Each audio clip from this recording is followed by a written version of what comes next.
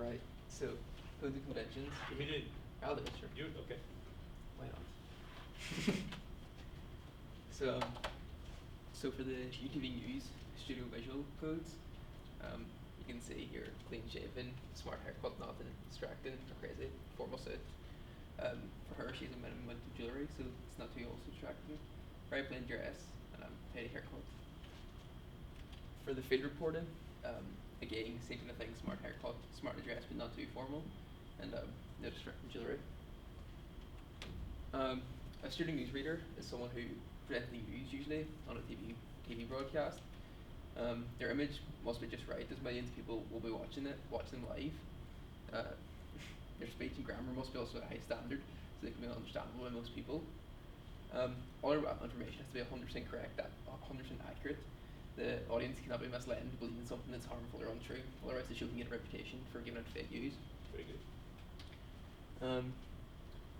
A field reporter is usually a type of journalist who researches and presents information in certain types of mass media.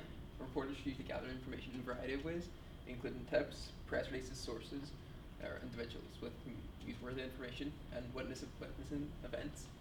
They perform research through interviews, public records, and other sources.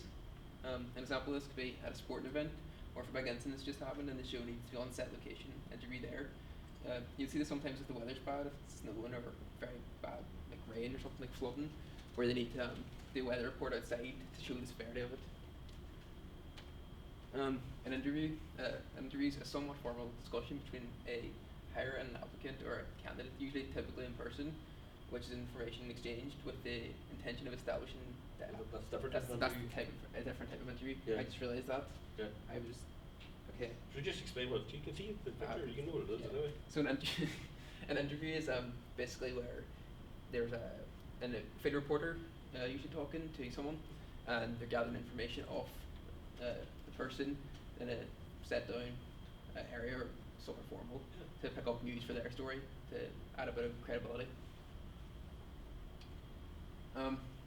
Overall, kind of the TV news goes and conflicts is that they use studio news reporters. They do have field reporters. They do multiple links to the studio. Lots of modes of address to viewers. Usually a lot of interviews for UTV news because there are a lot of field report and stuff because they're local. Experts and witnesses also give opinion and advice on big topics. So, big case or something, that you have solicitors or whatever. And it uses a lot of actuality footage, aka using footage of real events, places and things, news bulletins. Yeah, that's it. Types of documentaries. So you've Expository. Expository documentaries are a documentary that expose a person or a topic. They're probably closest to what most people consider documentaries. They're often in the form of an authoritative commentary, employing voiceover or titles, proposing a strong argument and point of view, usually rhetorical, and they try to persuade the viewers. Example, Kemp Burns. For observational mode, observational documentaries, eschew interviews, voiceover narration, and a soundtrack, and instead present footage of real life as it unfolds. This form is also referred to as a direct cinema or fly-in-the-wall documentary. Observational documentaries strive for cinematic realism. Observational documentaries are exactly what they sound like. For example, Armadillo. And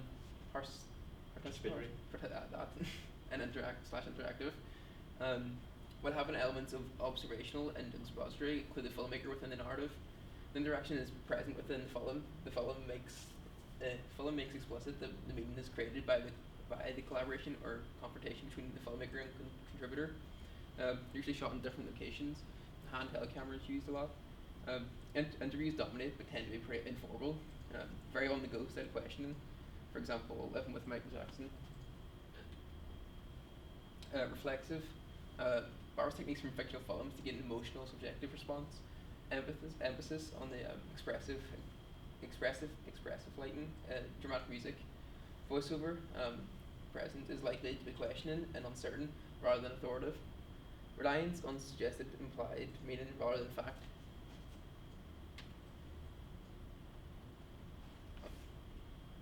Performant documentary emphasizes the filmmaker's own involvement within the subject. Documentary is often shaped into the narrative of an investigation or search, possibly without a satisfactory conclusion. the audience is addressed in an emotional and direct way. This is this is the type of documentary that does not always consist of factual subjects. Example, light and fog. My documentary. For when working on my own documentary about gaming and esports, I'll use mainly a participant that and slash interactive mode style documentary.